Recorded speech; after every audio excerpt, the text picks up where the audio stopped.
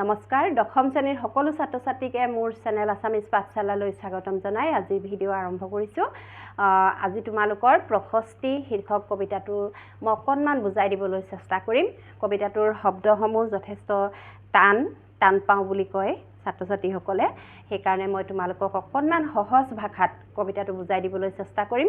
আৰু ভিডিঅ'টো যদি ভাল লাগে তোমালোকে এটা লাইক শ্বেয়াৰ আৰু কমেণ্ট কৰিবা বুলি আশা কৰিছোঁ। আৰু লগতে যিসকলে মোৰ চেনেলটো ছাবস্ক্ৰাইব কৰা নাই ছাবস্ক্ৰাইব কৰি থবা, যাতে মোৰ ভিডিঅ'সমূহ সময়মতে তোমালোকে চাবলৈ পোৱা। এতিয়া আহিছোঁ কবিতাটোলৈ। প্ৰশস্তি শব্দটোৰ অৰ্থ আৰাধনা কৰা বা গুণানুকীৰ্তন কৰা। গুণানুকীৰ্তন বুজি পাইছা নহয়? গুণ গৰিমা বখানা বা গুণৰ কীৰ্তন কৰা, আৰাধনা কৰা। আমি ঈশ্বৰক আৰাধনা যেনেকৈ কৰোঁ একেটাই কথা। কবিতাটো লিখিছে ৰঘুনাথ চৌধাৰীয়ে। মই প্ৰথমে কবিতাটো বুজাবলৈ যোৱাৰ আগতে পাঠবোধটো এবাৰ পঢ়ি লৈছোঁ। প্ৰশস্তি কবিতাটোত কবিয়ে প্ৰকৃতিৰ সৌন্দৰ্যৰ বৰ্ণনাৰ মাজেৰে সুন্দৰৰ আৰাধনা কৰিছে। আচলতে প্ৰকৃতিখন, আমাৰ চৌপাশৰ বিনন্দীয়া প্ৰকৃতি বা পৃথিৱীখন চাব জানিলে বহুত ধুনীয়া, বহুত সৌন্দৰ্যময়। প্ৰশস্তিৰ অৰ্থ হৈছে আৰাধনা বা গুণানুকীৰ্তন কৰা। এইবোৰ প্ৰশ্ন তোমালোকৰ আহিব পাৰে। প্ৰশস্তিৰ অৰ্থ কি? প্ৰশস্তিৰ অৰ্থ আৰাধনা কৰা বা গুণানুকীৰ্তন কৰা। বেলিৰ পোহৰে পোহৰাই তোলা পৃথিৱীত গছে বনে প্ৰকৃতিক সাজেৰে সজাই তুলিছে। চৌদিশে ফুলি থকা ফুলবোৰৰ প্ৰাণ আনন্দেৰে ভৰি পৰিছে। চৰাই চিৰিকটিৰ গানে যেন সকলোতে দেৱতাৰহে সন্ধান কৰিছে। কবিয়ে অমৃতৰ সন্তান মানুহক কাল ৰাত্ৰিৰ শেষত মুক্তিৰ বাট বিচাৰিবলৈ আহ্বান জনাইছে। কৃষক বেনুৱে বতাহত স্ৰষ্টাৰ গান গাইছে। কবিয়ে ভক্তবৃন্দক মোহ তন্দ্ৰা ত্যাগ কৰি সুন্দৰৰ ৰূপ ধ্যান কৰিবলৈ কৈছে। প্ৰকৃতিৰ সন্মুখীনী সোধাৰ মাজত কবিয়ে বাৰে বাৰে নেদেখাজনৰ অস্তিত্ব দেখিবলৈ পাইছে। প্ৰকৃতিৰ ৰূপ আৰাধনাৰ আঁৰত কবিতাটোত ঈশ্বৰ ভক্তিৰ স্বৰূপ সোমাই আছে। এক আধ্যাত্মিক সুৰে কবিতাটোক গভীৰ অনুভূতিৰ বাহক কৰি তুলিছে। সৃষ্টিকৰ্তাৰ সন্ধানে কবিতাটোক ৰহস্যবাদী ধাৰাৰ ওচৰ চপাই আনিছে। এই কথাখিনিৰ পৰা আমি কি বুজিছোঁ? কবি ৰঘুনাথ চৌধুৰীয়ে পুৱাৰ উষা মানে ৰাতিপুৱা, একদম দুকমুকালি সময়, ৰাতিপুৱাৰ সৌন্দৰ্য, প্ৰকৃতিখনৰ সৌন্দৰ্য বৰ্ণনা কৰিবলৈ গৈছে। আৰু সেই সৌন্দৰ্যৰ মাজেৰে কবিয়ে সৃষ্টিকৰ্তা বা প্ৰকৃতিখন কোনে সৃষ্টি কৰিছে? ভগৱানে সৃষ্টি কৰিছে বুলিয়ে আমি ভাবোঁ বা জানো। সেই ভগৱানৰ গুণানুকীৰ্তন কৰিছে যে ইমান ধুনীয়া এখন পৃথিৱী আমি দেখিবলৈ পাইছোঁ বা আমি বাস কৰিবলৈ পাইছোঁ। আৰু সেই সৃষ্টিকৰ্তাৰ ৰহস্য আমি কোনেও ভগৱানৰ মহিমা বুজি নাপাওঁ। ভগৱানৰ অনন্ত মহিমা, সেই ৰহস্যবাদী ধাৰাৰ ওচৰ চপাই নিছে। ভগৱানৰ যে অনন্ত মহিমা, ভগৱানে কিমান কি সৃষ্টি কৰিছে, সেই ধাৰাটোৰ ওচৰ চপাই আনিছে। এতিয়া মই কবিতাটোলৈ আহিছোঁ, তাত তোমালোকে ভালকৈ বুজিব পাৰিবা। উষাৰ কুমকুম ৰাগে ৰঞ্জিলে বসুধা দখু দিশ উদ্ভাসিত কৰি। ৰাতিপুৱাৰ উষাৰ কুমকুম ৰাগে, কুমকুম মানে প্ৰসাধনৰ এবিধ সামগ্ৰী, পাউডাৰ নিচিনা, খুব ধুনীয়া গোন্ধাই, অকণমান হালধীয়া ৰঙৰ। সেই হালধীয়া ৰঙৰ যেন কুমকুমহে ছটিয়াই দিছে। ৰঞ্জিলে বসুধা, গোটেই পৃথিৱীখন, বসুধা মানে পৃথিৱীখন ৰাঙলী কৰি তুলিছে। দখু দিশ উদ্ভাসিত কৰি, চাৰিওফালে পোহৰাই তুলিছে, উদ্ভাসিত কৰি তুলিছে। ৰাতিপুৱাৰ সেই ৰাঙলী বেলিটিয়ে যেন কুমকুম ছটিয়াই গোটেই পৃথিৱীখনক ৰঙীন কৰি উদ্ভাসিত কৰি তুলিছে। নৱ কিশলয় দলে চামৰ ধুলাই প্ৰকৃতিক আনিলে সাদৰি। নৱ কিশলয় দলে, কিশলয় মানে নতুনকৈ ওলোৱা কুঁহিপাত। সেই নতুনকৈ ওলোৱা কুঁহিপাতবোৰে যেন প্ৰকৃতিখনৰ যিমান যি ধূলি বালি আছিলে চব যেন চফা কৰি প্ৰকৃতিখনক আদৰি আনিছে। সেই ধুনীয়া পৃথিৱীখনক যেন আদৰি আনিছে। কবি চিত্তহাৰী যত ফুল্ল কুসুমৰ আনন্দত প্ৰাণ তলমল। কবিৰ চিত্ৰহাৰী, কবিৰ মন প্ৰাণ একদম পুলকিত হৈ পৰিছে, কবিৰ মন প্ৰাণ হৰি নিছে। ইমান ধুনীয়া প্ৰকৃতিখন, ৰাতিপুৱাৰ পৃথিৱীখন ইমান ধুনীয়া লাগে, যিমান ফল ফুল আছে সকলো যেন আনন্দত মতলীয়া হৈ পৰিছে। মন্দিৰৰ উপেক্ষিত ৰবাব ফুলেও দিছে যাচি প্ৰেম পৰিমল। আমি সাধাৰণতে মন্দিৰত উপাসনা কৰিবলৈ যাওঁতে বা মন্দিৰত আমি পূজা আগবঢ়াবলৈ যাওঁতে আমি ফুল লৈ যাওঁ, নহয় জানো? আমি ফুল বস্তুটো আমি যিকোনো উপাসনাতে আমি ফুল ব্যৱহাৰ কৰোঁ, কিন্তু ৰবাব টেঙাৰ ফুল কোনেও ব্যৱহাৰ নকৰে, উপেক্ষিত।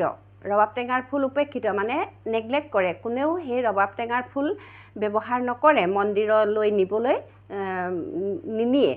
কিন্তু সেই ৰবাব টেঙাৰ ফুলেও যেন প্ৰেম পৰিমল যাচিছে, ধুনীয়া প্ৰেমৰ সৌন্দৰ্য সুগন্ধ যেন বিয়পাই দিছে। উঠে তৰু শিৰে শিৰে বন বিহংগৰ ছন্দভৰা সুমধুৰ টান। জল স্থল অন্তৰিক্ষ সকলোতে যেন দেৱতাৰ মহা অভিযান। উঠে তৰু শিৰে শিৰে বন বিহংগৰ, তৰু তৃণ বন লতা গছ বন চৰাই চিৰিকটি সকলোৱে যেন ছন্দভৰা সুমধুৰ ধুনীয়া সুললিত কণ্ঠত যেন গান গাইছে। আৰু জল স্থল অন্তৰিক্ষ, পানী মাটি আকাশ সকলোতে যেন দেৱতাৰ অভিযান চলিছে, দেৱতা সুন্দৰৰ আৰাধনা চলিছে, সুন্দৰৰ পূজা কৰিছে বা সৃষ্টিকৰ্তাৰ আৰাধনা চলিছে।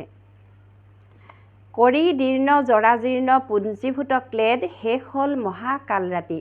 ৰাতিটো শেষ হৈয়ে ৰাতিপুৱাই, নহয় জানো?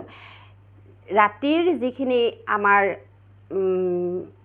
যিখিনি ভাল নলগা, ৰাতিৰ আন্ধাৰৰ যিখিনি ভাল নলগা আমাৰ থাকে, সেই গোটেইখিনি ক্লেদ মলি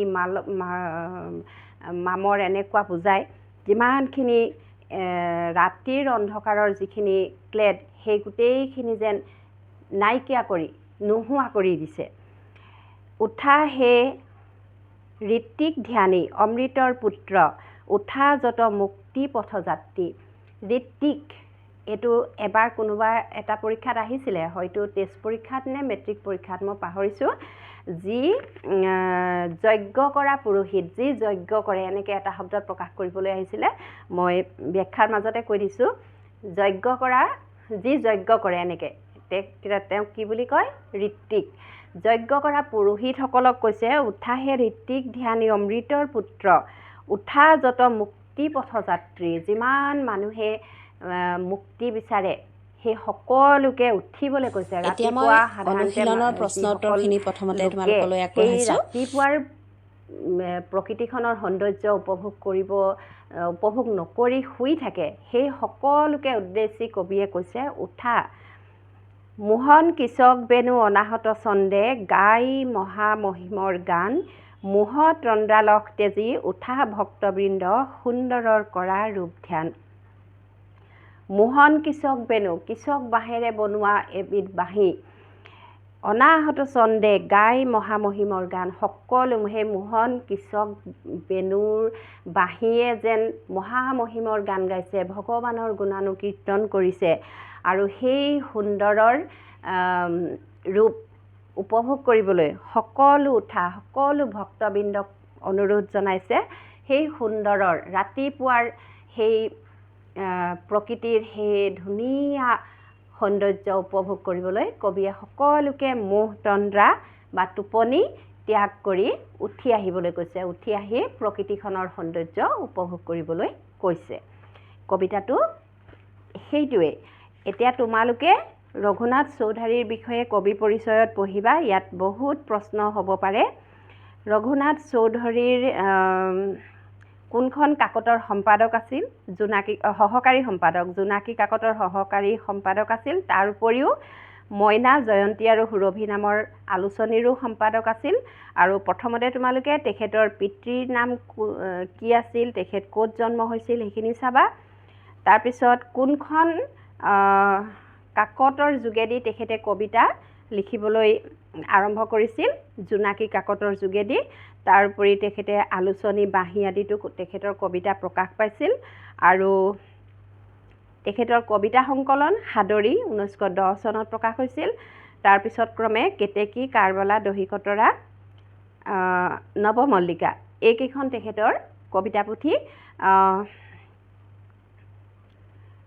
আৰু ৰঘুনাথ চৌধুৰী মৰাৰ পিছত মৰণোত্তৰ কালত মানে তেখেতৰ মৃত্যু হোৱাৰ পিছত মনাই বৰাগী বুলি কবিতা তেখেতৰ যিখিনি কবিতা প্ৰকাশ হোৱা নাছিল সেইখিনি কবিতা সংগ্ৰহ কৰি মনাই বৰাগী নামেৰে পুথিখন প্ৰকাশ কৰা হয় মৃত্যুৰ পিছত।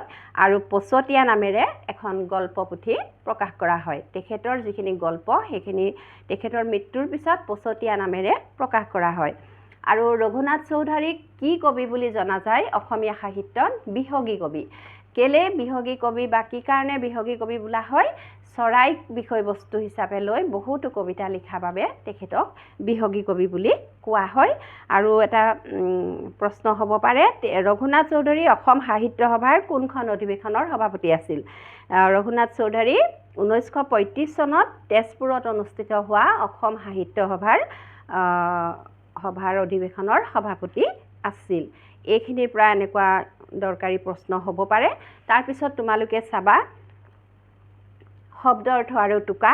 মই কৈছোঁৱে অলপ আগতে ঋত্বিক সেইটো এটা শব্দত প্ৰকাশ কৰিবলৈ আহিছিল আৰু অৰ্থও লিখিবলৈ আহিব পাৰে। যেনেকৈ পুঞ্জীভূত শব্দৰ অৰ্থ কি, মহামহিম শব্দৰ অৰ্থ কি বা কিশলয় মানে কি, এনেকুৱা ধৰণৰ প্ৰশ্ন হ'ব পাৰে। সেইকাৰণে তোমালোকে শব্দ অৰ্থখিনি গোটেইখিনি পঢ়িবা।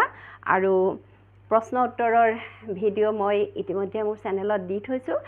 প্ৰশস্তি কবিতাটোৰ প্ৰশ্ন উত্তৰ তোমালোকে ইচ্ছা কৰিলে সেই ভিডিঅ'টোৰ পৰা তোমালোকে লিখি ল'ব পাৰিবা।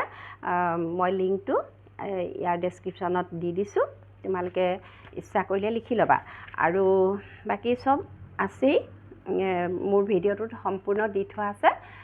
আৰু ভিডিঅ'টো ভাল লাগিলে তোমালোকে এটা লাইক, শ্বেয়াৰ আৰু কমেণ্ট কৰিবা। আজি ভিডিঅ'টো সামৰিছোঁ। ধন্যবাদ।